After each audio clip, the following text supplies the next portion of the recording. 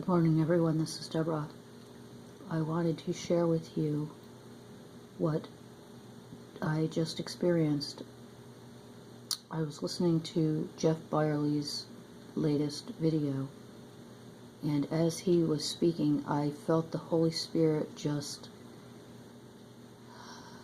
rise up and just begin to seep through my body. It's hard to explain. I'm sure many of you know that feeling.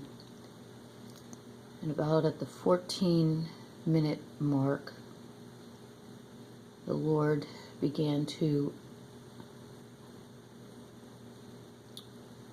wail, roar, I don't know what you would call it. And it was powerful, and he would not stop.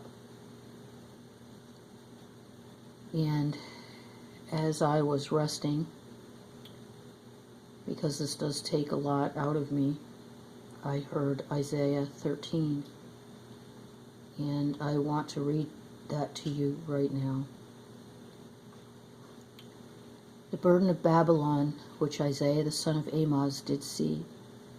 Lift ye up a banner upon the high mountain, exalt the voice unto them, shake the hand, that they may go into the gates of the nobles. I have commanded my sanctified ones. I have also called my mighty ones for mine anger, even them that rejoice in my highness.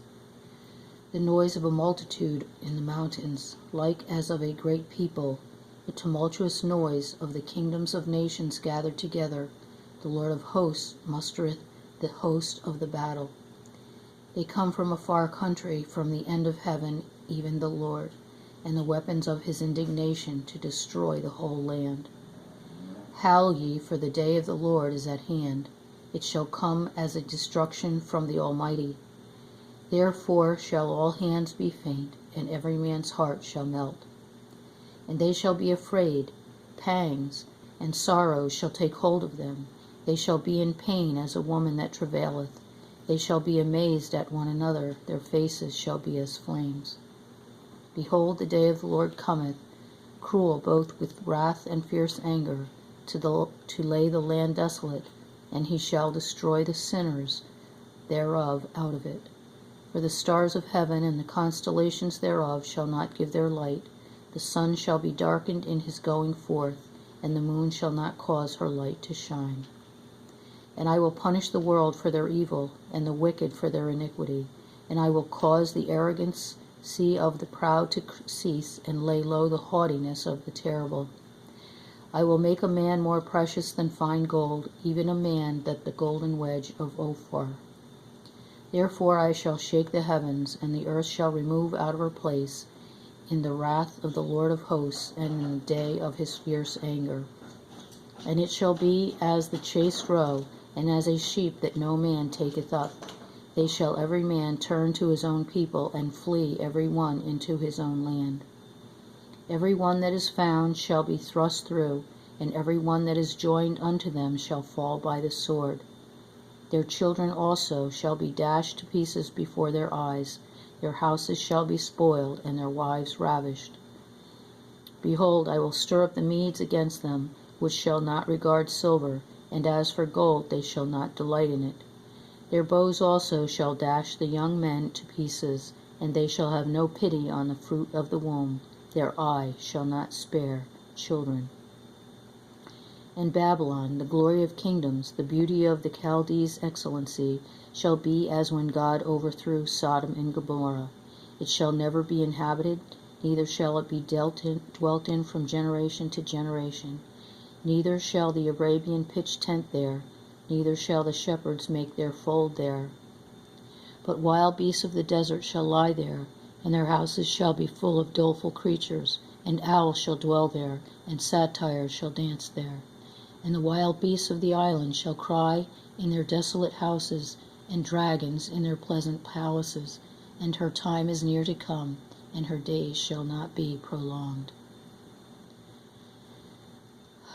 And then just for hope, it says in 14, For the Lord will have mercy on Jacob, and will yet choose Israel, and set them in their own land, and the strangers shall be joined with them, and they shall cleave to the house of Jacob.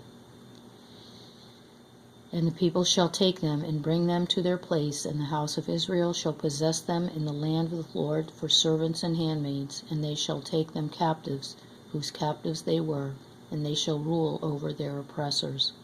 And it shall come to pass in the day that the Lord shall give thee rest from thy sorrow, and from thy fear, and from the hard bondage wherein thou wast made to serve. And thou shalt take up this proverb against the king of Babylon, and say, How hath the oppressor ceased, the golden city ceased? The Lord hath broken the staff of the wicked and the scepter of the rulers. He who smote the people in wrath with a continual stroke, he that ruled the nations in anger, is persecuted, and none hindereth. The whole world, the whole earth is at rest and is quiet. They break forth into singing. And that just makes me think of how the Lord had told me that I was going to Jerusalem. And I really believe that we do not have the full revelation of all that our Father is going to do in these last days, but I do believe there will be a people that he will raise up who will not die, and they will rule and reign with him. I'm not clear on everything, but there's bits and pieces I was given, and it really doesn't sound the way that most people have said it's going to happen. So I just wanted to share this and let you know what I experienced as Jeff Byerly was reading reading the message from the Lord that he was given today, and I believe it is November 21st. No, I think it's November 20th. I love you guys. Hope to see you soon. Bye.